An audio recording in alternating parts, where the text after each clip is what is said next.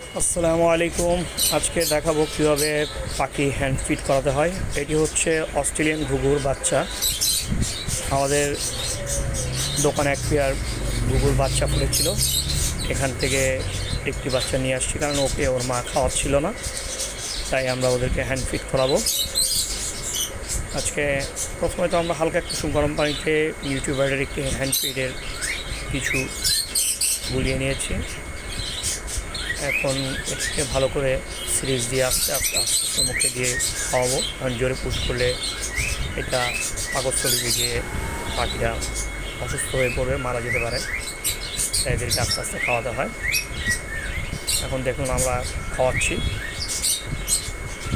এবং পাখিটি hand feed করা শেষ হয়ে গেছে। এখন মাশাআল্লাহ ভালো আছে। এখন আমার মেয়ে নিয়ে খুব উৎফুল্ল পাখিকে নিয়ে।